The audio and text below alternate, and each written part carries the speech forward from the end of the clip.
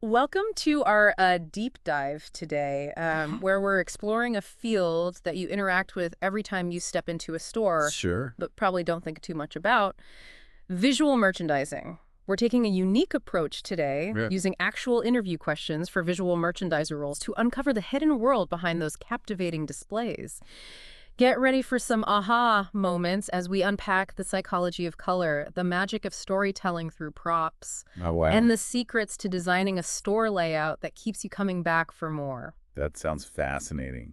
I'm excited to dive in. Okay, so let's dive right into these interview questions. Okay. One of the first things that struck me was how much emphasis is placed on passion. hmm It's not just about arranging products, it's about a genuine love for the craft. Yeah. One candidate even said Yeah. their passion was sparked by a part-time retail job in college where they were fascinated by how displays could influence customer behavior. Interesting. It makes you wonder, what is it about this field that ignites such passion? I think it's the blend of creativity and strategy that's so compelling. Visual merchandisers are like artists, storytellers, Oh, yeah. and psychologists, Right. all rolled into one. Yeah. They need to understand design principles, consumer behavior, and the subtle cues that make us tick. And they get to see their creations come to life in a tangible way, I see. influencing the experience of everyone who walks through those doors. So we've established that passion is key, Right. but let's get practical. Sure. What about the skills you need to actually create those captivating displays? Okay. Another question asks candidates to describe their experience with creating window displays and in-store presentations. hmm The responses really highlight the strategic thinking behind what might seem like a purely creative endeavor. Absolutely. What's interesting here is that they don't just focus on aesthetics. They talk about understanding customer behavior, analyzing traffic flow, and strategically placing items to maximize visibility and sales. For example, one candidate mentioned using data to track which displays receive the most attention, Uh-huh. leading them to incorporate more interactive elements in future designs. Interesting. It's data-driven creativity at its finest. Data-driven creativity. Yeah. I love that. It's like a secret code embedded in the design. Speaking of staying ahead of the curve, Yeah. the sources also emphasize the importance of being a trend spotter in this field. Rightly so. Trends are constantly evolving, especially in the age of social media and online shopping. Mm-hmm. Visual merchandisers need to have their fingers on the pulse of what's hot, what's Mm. fading, Yeah. and what's emerging on the horizon. Yeah. They're like cultural anthropologists, Mm. constantly observing and analyzing the ever-shifting landscape of consumer desires. So how do they do it? Are they scrolling through TikTok all day? Well, maybe sometimes. But they also mention more traditional methods like following industry publications, attending trade shows, and immersing themselves in the world of design. It's about continuous learning and a hunger for new ideas. But let's face it, creativity often bumps up against the realities of budget constraints. Right. One question tackles this head on. Describe a time when you had to work within a tight budget for a display project. Oh, yeah. How did you manage it? This is where resourcefulness and a make-it-work attitude really shine. Yeah. One candidate shared a story about creating an eye-catching display for a new clothing line with a shoestring budget. Instead of getting discouraged, they maximized existing resources, Okay. repurposed materials from past projects, and even gave old furniture a fresh coat of paint to create a unique backdrop. That's impressive. It reminds me of those cooking shows where chefs have to create a gourmet meal with limited ingredients. Yeah, It's all about thinking outside the box and seeing potential where others see limitations. exactly. Constraints can actually spark incredible creativity. Mm. And in the world of visual merchandising, Yeah. it's not just about coming up with beautiful designs. It's about finding creative solutions that are both impactful and cost-effective. So we've talked about passion, skills, trends, and the art of working with limited resources. But what about the bigger picture, like designing an entire store layout? One question delves into this. What is your process for planning and executing a new store layout? It seems like a daunting task. It certainly is. Yeah. And it requires a deep understanding of both the brand and the customer. The answers emphasize a data-driven approach, Okay. analyzing sales data, traffic flow patterns, Right. and target audience demographics to create a layout that's both visually appealing and strategically effective. It's like a giant puzzle where each Yeah. piece, the lighting, the fixtures, the product placement, needs to fit perfectly to create a seamless experience. Yeah. But it's not just about guiding customers to the checkout. Right. It's about telling a story, Yeah. creating an atmosphere that aligns with the brand's identity. You hit the nail on the head. One candidate described it as a symphony of elements, I like that. where everything works together to create an immersive and memorable experience. Yeah. They even mentioned considering factors like sight lines, ensuring that key products are visible from various points in the store, Oh, I and see. using lighting to highlight specific areas and create a sense of flow. It makes you realize how much thought goes into something we often take for granted. Yeah, absolutely. And speaking of brand identity, the sources also stress the importance of ensuring that displays are consistent with the brand's image and message. It's not just about creating something visually appealing, it needs to align with the brand's DNA. Absolutely. A store is a physical manifestation of a brand, Yeah. and every visual element should reinforce its values, its personality, and its story. This means understanding branding guidelines, collaborating with other departments, Yeah. and using elements like color schemes, typography, and even specific themes to create a cohesive brand experience. It's like being a brand ambassador, but instead of words, you're using visual cues to communicate the brand's essence. And that brings us to one of the most fascinating aspects of visual merchandising: color psychology. Oh. One question asks, what role does color play in your visual merchandising strategy? I've always been intrigued by how colors can evoke such strong emotions and influence our behavior. It's really quite remarkable. Yeah. The answers delve into color theory, mentioning how warm colors like red and orange can create a sense of urgency, often used in clearance sections to encourage quick purchases.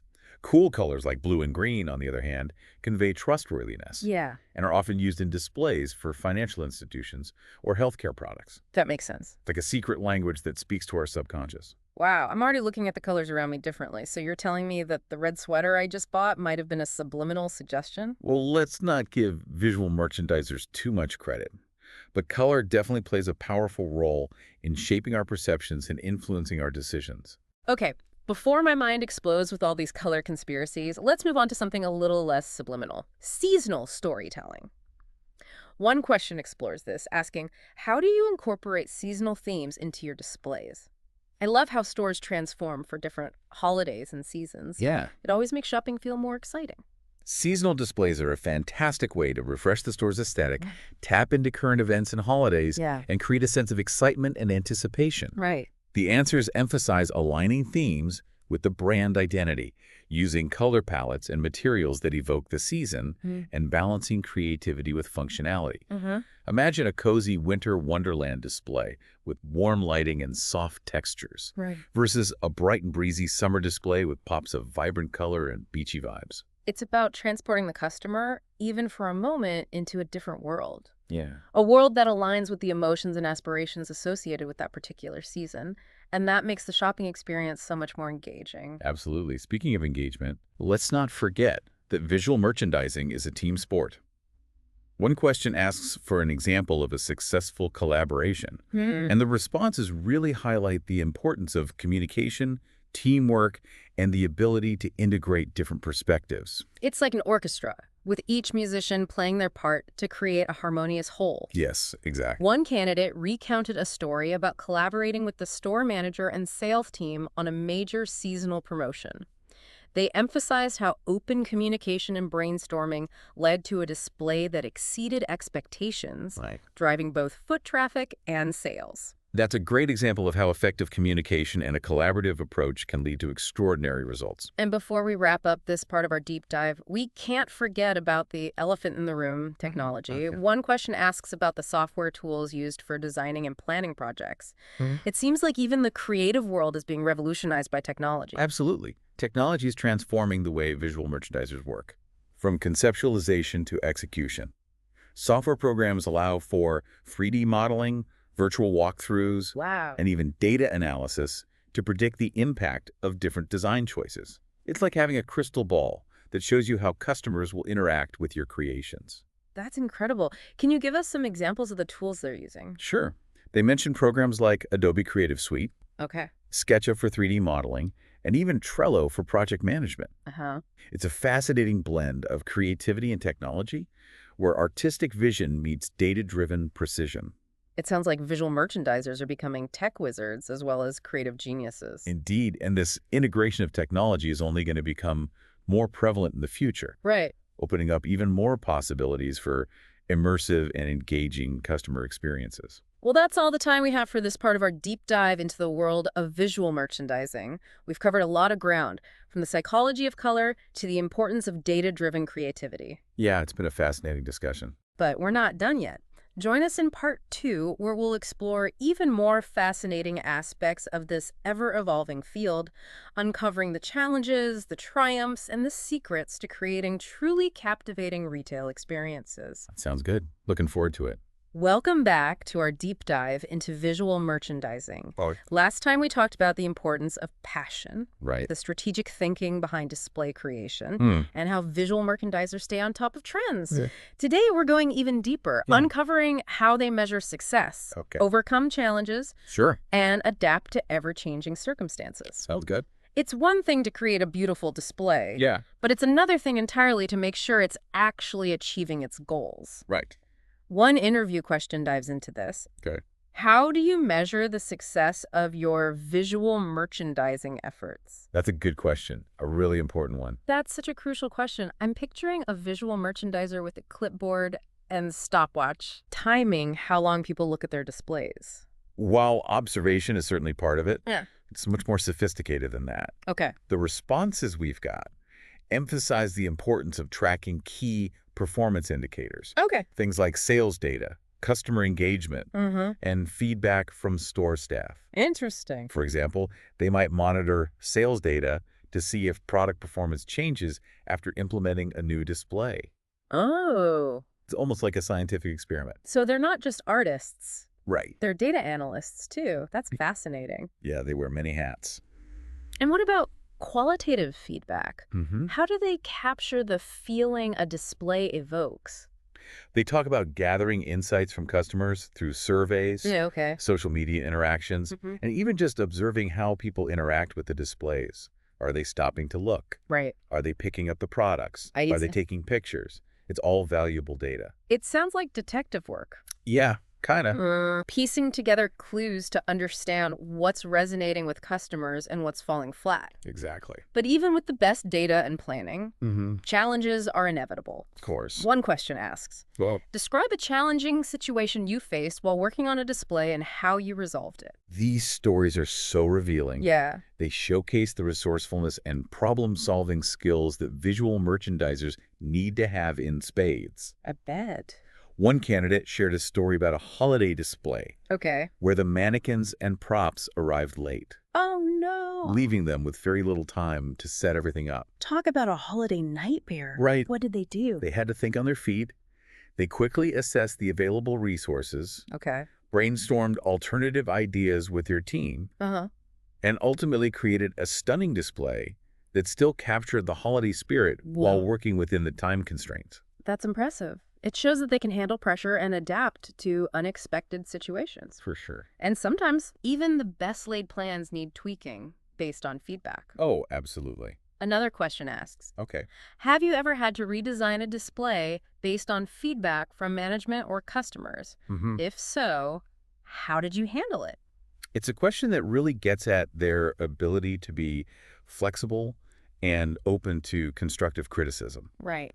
One candidate talked about receiving feedback that a display wasn't effectively showcasing a new clothing line. Interesting. Instead of getting defensive, Yeah. they listened carefully to the concerns, Okay. gathered additional feedback from customers, Uh-huh. and redesigned the display to better highlight the collection's unique features. That's such a mature approach. It shows a willingness to put the success of the project above their own ego. Definitely. That's a key quality for success in this field. And speaking of creating successful displays, Yeah. let's talk about a crucial element, lighting. Oh, yes.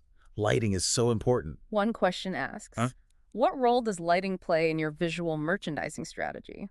Lighting is like the magic wand of visual merchandising. Uh-huh. I like that. It can completely transform a space, creating mood, Right. highlighting key products, Right. and even guiding customers through the store. Oh, interesting. It's all about using light and shadow strategically to enhance the visual impact of the displays. I never really thought about how lighting could guide customers. Oh, yeah. It's very subtle. Can you give an example? Imagine you walk into a store, Okay. and there's a spotlight shining on a beautiful display of shoes. Mm-hmm. Your eye is naturally drawn to that bright spot, Yeah. and you might find yourself wandering over to take a closer look. Lighting can also be used to create a sense of flow, I see. leading you from one section to another without even realizing it. Wow, I'm starting to feel like I'm being manipulated by clever lighting techniques. Well, it's not about manipulation. Right. It's about creating an experience that's both visually appealing and intuitive. Okay. And in today's world, Yeah. it's crucial to create displays that are welcoming and accessible to everyone. That's a good point. One question focuses on this. Okay. How do you ensure that your displays are accessible and appealing to a diverse range of customers? That's so important. It's about making sure everyone feels seen and included, Exactly. regardless of age, ability, Mhm. or background. Absolutely. What are some of the strategies mentioned in the responses? They talk about designing displays with varying heights and easy-to-reach products, Okay. using clear signage and contrasting colors for visibility, I see. and even gathering feedback from diverse customer groups to ensure the displays resonate with everyone. That's great. It's about going beyond simply meeting accessibility standards and creating an environment where everyone feels welcome and comfortable. It's about creating a sense of belonging, which is so powerful. Yeah, I agree. Now, let's shift our focus to a classic element of visual merchandising, mannequins and props. Okay. One question asks, can you discuss your experience with using mannequins and other props in your displays? Sure. I always feel a little creeped out by mannequins, Uh-huh. I get it. but I understand they're essential for showcasing clothing and accessories. Mannequins are like silent salespeople. Interesting way to think about it. They allow customers to visualize how clothes might look on them, which is something you just can't get from a flat lay display. Yeah, that's true. But it's not just about throwing clothes on a mannequin. Right. It's about choosing mannequins that align with the target audience and the overall aesthetic of the brand. So a high-end fashion boutique might choose sleek, elegant mannequins, Exactly. while a sporty brand might opt for mannequins in dynamic poses. Exactly. And the use of props can add another layer of storytelling and personality to the display. I like that. It brings the display to life. Yeah. Imagine a mannequin dressed for a winter hike, complete with a backpack and snowshoes, Okay. versus a mannequin dressed for a summer picnic, surrounded by baskets and blankets. Yeah, I can see that. The props create a context, a narrative that draws the customer in and helps them envision themselves using the products. It's like creating a mini world within the display. Exactly. And what about those promotional materials and signage that often accompany displays? One question asks, Right. how do you approach incorporating promotional materials and signage into your displays? This is where visual merchandising meets marketing. Interesting. It's about striking a balance between aesthetics and functionality, Right. making sure those promotional messages are integrated seamlessly into the overall design. So you wouldn't just slap a giant sale sign on a beautifully curated display. Definitely not. The answers talk about strategically placing promotional materials in high-traffic areas without overwhelming the merchandise, Okay. and using clear, concise messaging that aligns with the brand's voice and tone. Makes sense. It's about making sure those promotional messages feel like a natural extension of the display, rather than an intrusive afterthought. It's all about creating a cohesive experience. Now, let's get down to the nitty-gritty of keeping those displays looking their best. Okay. One question asks, Yeah. what steps do you take to maintain the cleanliness and organization of your displays? It's something we probably don't think much about as customers, I know, right? but it's so crucial for creating a positive shopping experience. Absolutely. The responses emphasize regular inspections, Okay. dusting, straightening products, Mm-hmm. and ensuring that high-touch areas are kept clean. Yeah, They also mention replenishing stock as needed, right. keeping the displays looking full and visually appealing. It makes you appreciate the behind-the-scenes work that goes into maintaining that pristine look. For sure. It's a lot of work. Inventory management and product rotation are also key aspects of keeping displays fresh and engaging. Definitely. One question asks, Okay. how do you handle inventory management and product rotation within your displays? This is where visual merchandising meets logistics. Right. It's about making sure the right products are displayed at the right time to maximize sales and minimize waste. Okay. They talk about monitoring sales data and stock levels to identify high-demand items, strategically incorporating slower-moving products to encourage customer interest, I see. and creating a rotation schedule to keep the displays looking new and exciting. It's like a delicate dance between showcasing bestsellers and introducing new products, Yeah, it is. all while keeping the displays visually appealing and aligned with inventory goals. Exactly. And speaking of challenges, one question addresses the need to adapt displays based on store-specific limitations or requirements. Right. Every store is different, Yeah. with its own unique layout and constraints. For sure. How do visual merchandisers navigate these challenges? This question really highlights the importance of adaptability and problem-solving skills. Okay. One candidate shared a story about designing a window display with mannequins suspended from the ceiling, Oh, wow. only to discover that the ceiling couldn't support the weight. Talk about a design dilemma. I know, right? That sounds like a major setback. How did they salvage the situation? They got creative. Instead of giving up on their vision, they used lightweight wireframe mannequins and transparent fishing line to create the illusion of floating, Wow. all while staying within the store's structural limitations. That's amazing. It shows that they're not just executors of pre-planned designs, they're problem solvers who can adapt and improvise when necessary. Exactly. That's a key skill in this field. And we can't talk about visual merchandising without acknowledging the elephant in the room, technology. True. One question asks, Okay. what is your approach to incorporating technology, such as digital signage or interactive elements, into your visual merchandising strategy? It seems like technology is opening up a whole new world of possibilities for creating immersive and engaging experiences. Absolutely. From digital displays and touchscreens to augmented reality experiences, technology is changing the game. Wow, it's amazing how technology is transforming retail. Yeah, it really is. But the key is to use technology strategically, Right. ensuring that it aligns with the brand's identity and enhances the customer experience without being overwhelming. Exactly. It's all about finding the right balance. Can you give us some examples of how they're using technology effectively? Sure. They talk about incorporating interactive elements that allow customers to explore products in new ways, like virtual try-on stations for clothing or makeup. Oh, that's cool. They also mentioned using digital signage to deliver targeted messages and promotions, tailoring content based on location, time of day, or even customer demographics. It sounds like technology is allowing visual merchandisers to create truly dynamic and interactive experiences. It is. But at its core, visual merchandising is still about human connection, about understanding what makes people tick and using that knowledge to create an environment that resonates on an emotional level. Absolutely. And that brings us to another important aspect, Okay. teamwork. Yeah. One question asks, All right. have you ever worked with a difficult team member? If so, how did you handle the situation? That's a classic interview question, It is. but it's so relevant in a field that requires collaboration and communication. It's all about assessing their conflict resolution skills and their ability to navigate different personalities and work styles. Exactly. One candidate shared an experience of working with a team member who had very strong opinions that often clashed with the rest of the group. Oh, I've been there. Instead of letting it derail the project, Yeah. they talked about actively listening to that individual's perspective, Okay. facilitating open discussions, Uh-huh. and finding common ground to create a display that satisfied everyone involved. That's a great example of how effective communication and a collaborative approach can help resolve even the most challenging interpersonal dynamics. And at the end of the day, it's all about achieving shared goals. Right. And speaking of goals, Yeah.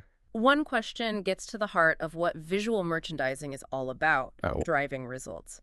It asks, Right. can you provide an example of a project where you successfully increased sales through effective visual merchandising? That's the ultimate test. It is. Can they translate their creative vision into tangible business outcomes? Exactly. One candidate described a holiday project Okay. where they designed a window display that incorporated current trends, festive decorations, and strategic lighting to draw customers into the store. Yeah, They also created a clear path inside the store, I see. guiding customers through different sections and highlighting key products. So it wasn't just a pretty display. It was strategically designed to drive sales. It was. What were the results? They saw a significant increase in both foot traffic and sales. It's a reminder that visual merchandising isn't just about making things look pretty. Right. It's about creating an experience that engages customers, Yeah. enhances their shopping journey, and ultimately drives sales for the business. It's about understanding the psychology of the customer, the power of visual storytelling, and the art of creating an environment that inspires people to open their wallets. I like that. Well said. Now, Yeah. we all know that visual merchandising is a fast-paced field, It is. often involving juggling multiple projects and deadlines. Definitely. It can be pretty hectic. One question asks, Okay. how do you stay organized and manage your time effectively while working on multiple projects? Time management is crucial. It is. The answers highlight the importance of planning, prioritization, Mm-hmm. and communication. Okay. They talk about creating detailed project plans, Mm-hmm. outlining tasks, deadlines, and resources, Right. and then prioritizing those tasks based on urgency and impact. That makes sense. They also mention using project management tools to track progress, Yeah. delegate tasks when appropriate, and maintain open communication with team members and stakeholders. It's about staying organized, focused, and proactive to ensure that all projects are completed on time and to the highest standard. It's like being the conductor of an orchestra, I like that analogy. making sure all the instruments are playing in harmony and the music is flowing smoothly. Yeah, that's a good way to put it. And finally, Yeah. let's circle back to the importance of customer feedback. Right. One question asks, what role does customer feedback play in your visual merchandising decisions? This reinforces the idea that visual merchandising is not a one-way street. Yeah. It's about listening to the people who matter most, Yeah, the customers. absolutely. They talk about seeking feedback through various channels, Okay. whether it's surveys, social media interactions, Right. or simply observing how customers interact with the displays. Yeah. They also talk about analyzing that feedback for patterns and trends, using those insights to refine their visual strategies. It's about recognizing that you're not just designing for yourself. Right. You're designing for an audience. Yeah. And their feedback is invaluable. It's about creating an experience that truly resonates with the people who matter most, the customers. Well said. And on that note, we're going to take a short break. Join us in part 3 as we wrap up our deep dive, exploring the essential qualities of a successful visual merchandiser and leaving you with some thought-provoking questions to ponder as you navigate the retail landscape. We're back for the final part of our deep dive into the world of visual merchandising. All right. We've explored the creative process, Yeah. the strategic thinking, the challenges, Right. the tech tools, and the Yeah. importance of customer feedback. It's been quite a journey. It has. Yeah. Now let's synthesize all of those insights and answer a crucial question. Okay.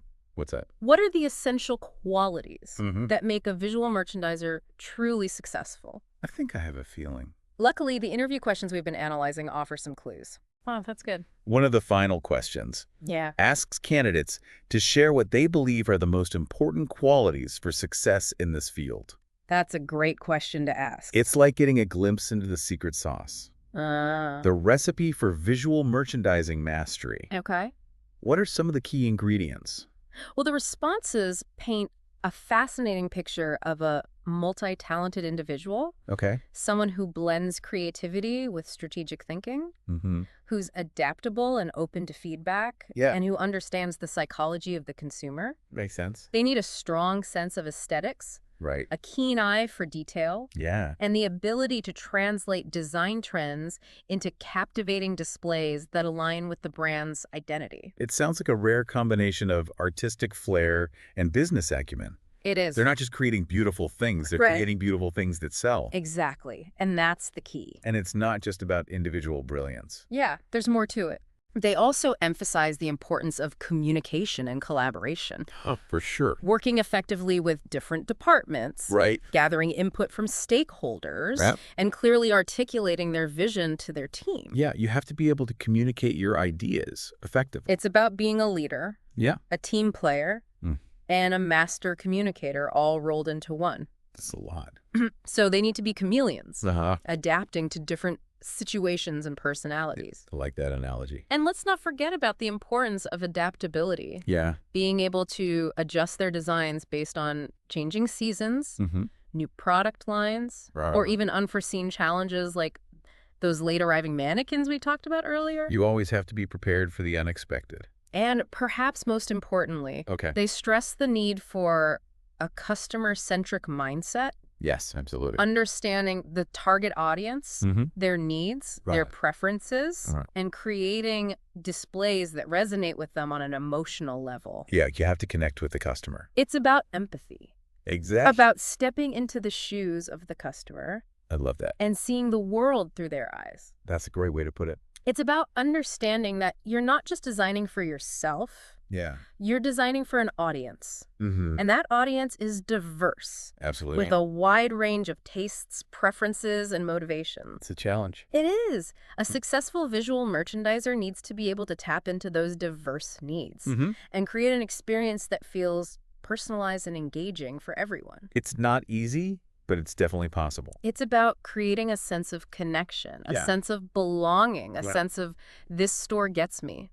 I love that. And when you can do that, Yeah. you've created something truly special. We have. So, All right. as we wrap up our deep dive, Yeah. let's leave our listeners with a challenge. All right, I like it. The next time you walk into a store, Okay. take a moment to really observe your surroundings. Yeah. What catches your eye? How does the layout influence your path through the store? Interesting. What emotions do the colors evoke? I never thought about that. Can you spot the subtle strategies at play? Oh, like what?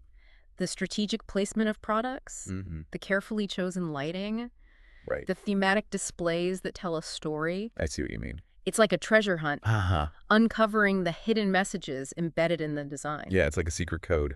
And once you start paying attention, Yeah, you'll realize that visual merchandising is everywhere, it really is. shaping our perceptions and influencing our decisions, True. often without us even realizing it. That's a bit scary, but also kind of cool. It's a powerful force. It is. And now you have the knowledge to decode it. I feel like I've learned so much. So go forth, Okay. be observant, and appreciate the artistry and strategy behind those captivating displays that make you say, "What's that? I need that." Uh-huh. Every time. We hope you enjoyed this deep dive into the fascinating world of visual merchandising. I did. It's a field that's constantly evolving. Yeah, there's always something new to learn. Full of creativity, Absolutely. challenges, and endless possibilities. It's a great field to be in. Until next time, happy shopping, and keep those eyes peeled for the hidden world of visual merchandising all around you.